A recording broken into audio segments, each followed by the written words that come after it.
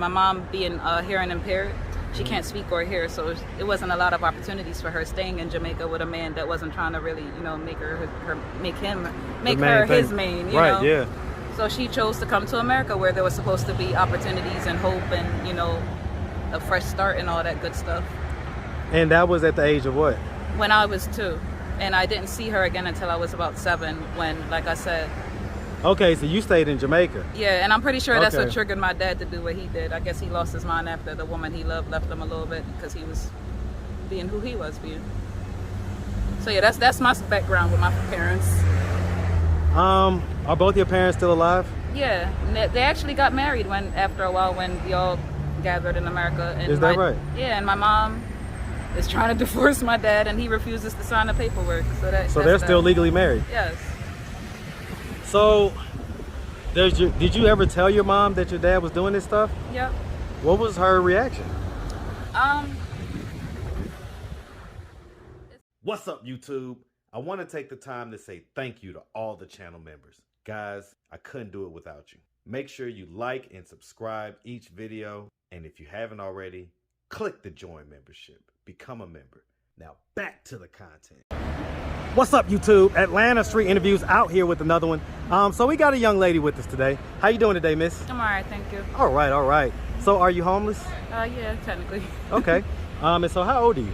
I'm 30. 30? Mm-hmm. All right. And so I see you got the little baby here. All right. And so we just talked to your guy. And so how many kids do you have? 3 biological. She's my 3rd. Okay. And so the other 2, how old are they?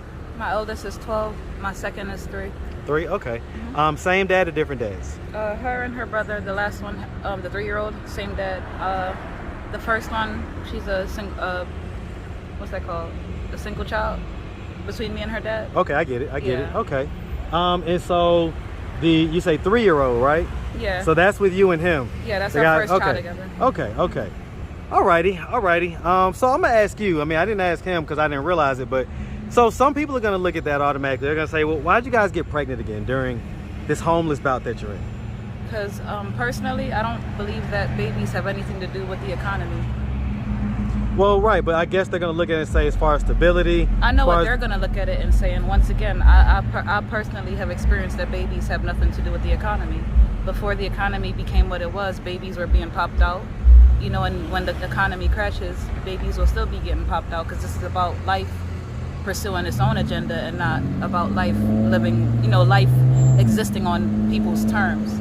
Personally, I love kids. I feel like the adults are like lost and they keep taking my kids. So I feel like it's my job to try to produce a decent human being. That's why I keep having kids.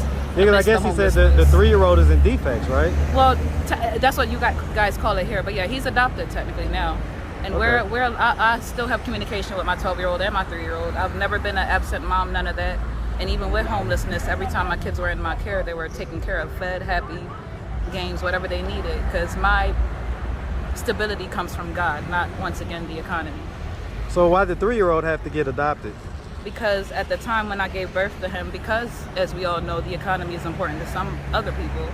The father was in jail, and I was viewed as mentally deranged, long story short, because of the fact that I reacted the wrong way to a few bad incidents in my life and trauma.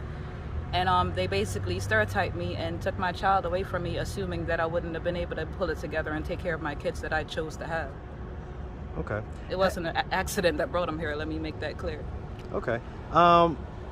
As far as mental health diagnosis, what diagnosis have you had? I don't know what they're discussing, but I know what I've been through in life. I will not proudly, but unabashedly explain that I've suffered from PTSD. Okay, from what? And a lot of weird stuff growing up.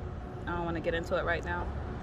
The major part of it was my dad being a pedophile. And he did that to you? Yeah. And what age? I was 2 to 7. I got him to stop by the time I was 7. 7? Yes. Still in Jamaica. No police. Could have been nobody else knew. How did you get him to stop? Like I said, that's how I know God is real. I still don't really know. I just know I stood on what I knew was right and true and just. And I guess his conscience got to him eventually from seeing his daughter. I would hope so. Beg for her innocence, Yeah. All right. Well, listen. So let's start from the beginning. So where are you from? I'm from Jamaica, born and raised. Hey, man. Shout out that big Jamaica, man. Shout it out. Hey, man. Me want one rum, you feel me? Listen, my patois is horrible, okay? Like, don't even worry about it. No. But I do have a Caribbean background, so that's awesome, man. Jamaica is definitely my favorite Caribbean island. I've been to a few of them. And I got to tell you, I love Jamaica, and I am talking about the touristy part. I do love the resorts and everything else, but I love to go out to the country as well. Right. So I love Jamaica, man. All right. So growing up in Jamaica, did you have both your mom and your dad in the household? Yes and no. Up until age 2, my mom and my dad were together, but technically I was like, my dad cheated on my elder sister's mom to be with my mom, and you know how that goes. So that created a problem with the family. You know, my mom was being treated certain ways she didn't deserve because of my dad's decision to be, you know, an infidel or whatever you call that. You know, a cheater, have lots of women. Yeah. Long story short, you know, they were together as long as they could have, I guess, till I was 2. Then my mom being hearing impaired, she can't speak or hear, so it wasn't a lot of opportunities for her staying in Jamaica with a man that wasn't trying to really, you know, make her his main, you know? Right, yeah. So she chose to come to America, where there was supposed to be opportunities and hope and, you know, a fresh start and all that good stuff. And that was at the age of what? When I was 2. And I didn't see her again until I was about 7, when, like I said. Okay, so you stayed in Jamaica. Yeah, and I'm pretty sure that's Okay. what triggered my dad to do what he did. I guess he lost his mind after the woman he loved left him a little bit, because he was being who he was being. So yeah, that's my background with my parents. Are both your parents still alive? Yeah, and they actually got married after a while when we all gathered in America. And Is that right? Yeah, and my mom is trying to divorce my dad, and he refuses to sign the paperwork. So they're still legally married? Yes. So, did you ever tell your mom that your dad was doing this stuff? Yep. What was her reaction? It's hard to say, because I feel like I've mentioned multiple times, and over the years, the response just got less and less meaningful. You know, the last time I said something to her, because it was of course bothering me, you know, because let me explain this part I forgot to mention. So yeah, the actual physical stuff was going on when I was 2 through 7. Mm-hmm. And then, like I said, I guess he came to a senses and was like, let me give her back to her mom. We all came to America, tried to pretend like it never happened. But by that time, I guess by the time I was 10, let me put it like that, I technically forgot what happened. Because I guess... Kind of blacked it out. It was that traumatic. Yeah, no, I know about that. And I honestly didn't remember until about my second year in with him, until, you know, someone's really trying to love me in that, you know, the way I deserve to be loved, and I'm, you know, having flashbacks to, wait, what the hell? You know, because I remember thinking I was going through this before, but it wasn't the appropriate time, so that's when I started asking myself questions, and the memories came back. Because of course my dad, you know, manipulated my heart at the end of the day. What is you guys' relationship like now? It's beautiful. From day one, we've been about growth and overcoming our traumas that we endured in childhood. And of course, we still argue and bicker like any other person, 'cause, you know. But it's definitely a relationship based on love and trust. And does he acknowledge what happened back then? He does, and he's actually doing things in his own life to show that he understands how, even though it happened to me, between me and someone else, you know, it's the same illness going around basically the whole world, and everybody has to do their part to recover, you know? Okay. So if he would have happened to come across this video on YouTube, and he's hearing you say these things... Who, my father? Yes. What do you think his thoughts and his reactions would be? Honestly, he knows what he did. He knows me too. He didn't leave me. He's still not leaving me alone. He calls my little sister asking how I'm doing, what's going on with me. And he has my number. He can call me. Why doesn't he call you directly? He knows I'm not stupid anymore. I'm not under, what's that called? What's that called? The syndrome. The syndrome. There we go. It's not the Stockholm syndrome. Stockholm, whatever that. Yeah, something like that. That's basic. Yeah. Well, ever since I basically confronted him, like a year or two ago, when, like I said, the memories hit full blown. He knows now that I know now. You feel me? So he can't pretend like he's my wonderful dad anymore, because that's what he kind of did after a while. You know, he goes out of his way to, how do I explain this so that people can understand? Because of course I'm still trying to make sense of it. Take your time. I like to see people as who they are to other people and who they are to themselves. So even though you're going to be who you are to me, I'm still aware that you're a different person to yourself. You understand? I think I get what you're saying. With that being said, like, I have a brother, I have sisters, I have other people in my life, in my family, that I can respect. So with that being said, I realize that my dad, like a lot of us are realizing now that we're getting older, you know, our parents have their own issues that they grew up with. And no way am I trying to excuse it. I'm just trying to say it's a lot deeper than trying to... Yeah, just paint it as black and white. Exactly. No, trust me. It's all the shade of gray, man. It's all the shade of gray. And you know... What was the question you asked me, though? I'm trying to remember where I was coming from. Hey, listen, we're just talking, man. These are just conversations, man. I forget the questions sometimes. Right. All right, so, okay. So, I mean, so you guys are out here. You know, you kind of gave me... You kind of acted... I'm being blunt force. I have to be. Wait, and hey, listen, I ain't mad at it, okay? But I'm gonna be blunt right back, okay? So, you know, in response earlier to, you know, you were saying, well, you know, babies don't know the economy and this, that, and the third. But not they don't know. They don't have nothing to do with the economy. They should. But I guess the point that most people would make is, well, my thing is, I'm able to work. I'm able to do what any other parent can do, and I'm gonna try till the day I die. That's why I choose to have kids, because I know I'm not having kids to leave them with nobody. I'm not having kids to leave them to the system. I didn't come to America to be in the system at all. I didn't even know what the system was until I got caught up with it. You know.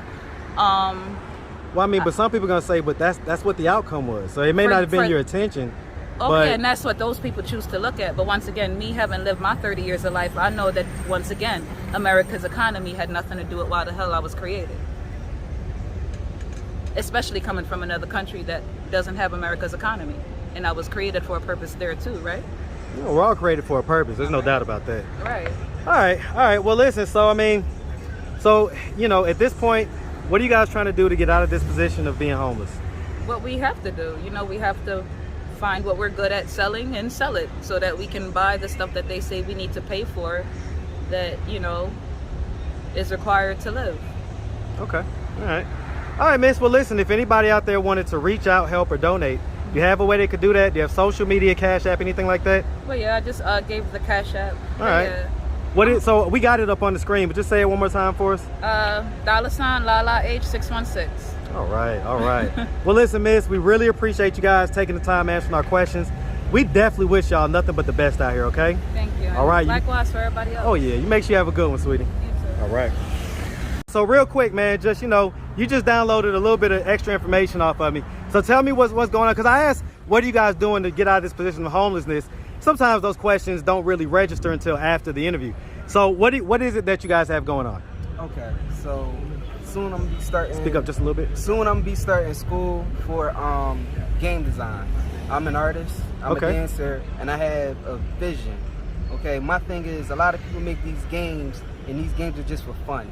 The games that I want to create are gonna come from a wholesome look on life and give the knowledge that's needed.